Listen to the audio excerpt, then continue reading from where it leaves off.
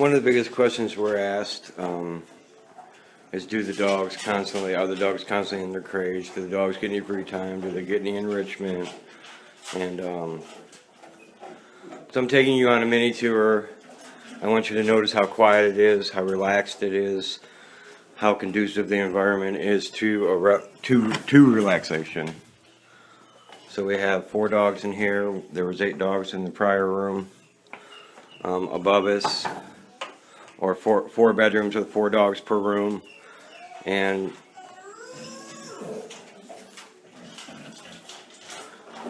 that's the whole idea of rehabilitation.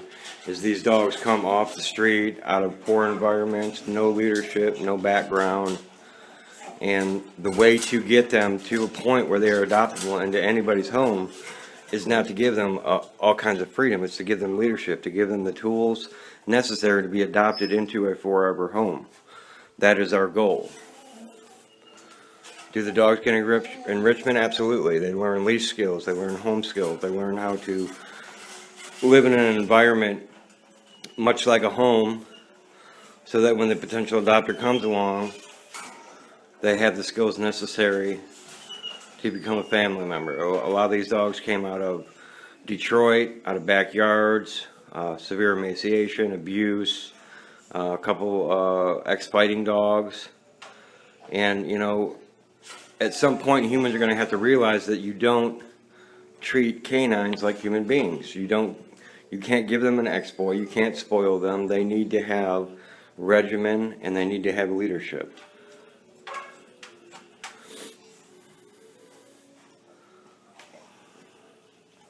You notice some dogs have blankets, some don't. Here's a prime example. That's Jessie, who's had 2 surgeries, because if you put a blanket in that crate with her, she's going to eat it.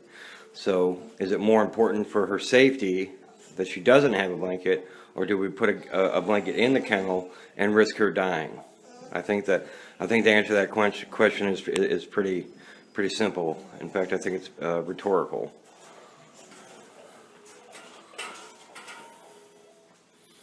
You know, we now have a treadmill for exercise. It's very cold outside, so the dogs cannot be exposed to prolonged outside time. So we have to think of other ways to exercise them, to enrich them.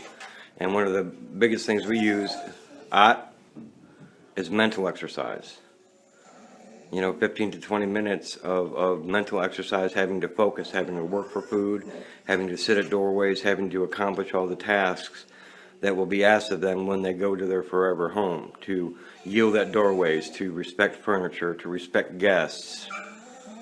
So it's a lot of compulsion control. It's a lot of learning how to speak to them in their language and translate that into a domestic home setting.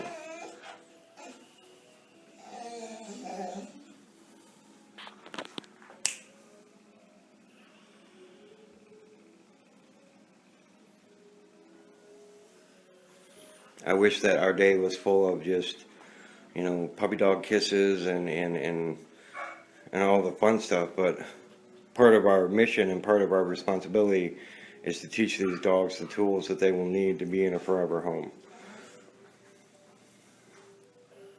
And so that it's not always comprised of, you know, running around and having a good time. Sometimes we have to do the things that will allow these dogs to be adopted. Nobody wants to adopt a dog that jumps all over them, jumps all over the furniture, disrespectful to guests, fence jumpers. You know, they have to learn what a backyard is.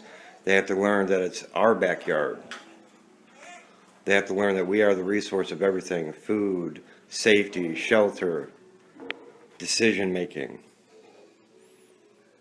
And they don't learn that when all they get is a bunch of freedom and spoiled. Those are the dogs that most times end up with us.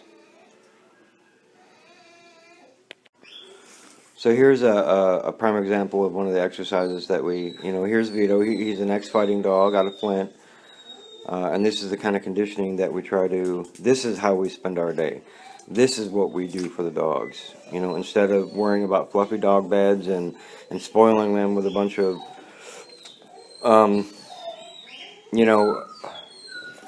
sympathy that they don't understand, we try to empower them to give them the tools they need to be adopted. These are the things that get them adopted. Being able to sit and hold, now going on 30 seconds. Come on. Come on, buddy. Load up. Load up.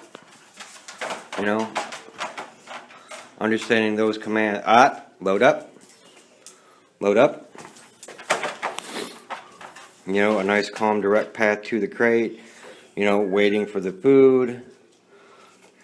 We'll sit here and let them wait for a little bit. This is the kind of conditioning, this is the type of exercise and interaction that gets these dogs adopted. Not spoiling them, not making sure they get enough couch time, and these are the things that get them adopted.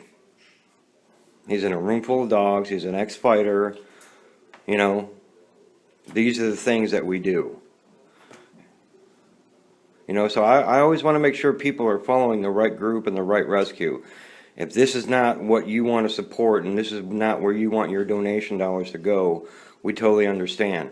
But this is what our program will consist of, you know, of giving these dogs empowerment, not spoiling them and confusing them even further because they have no leadership. That's a good boy.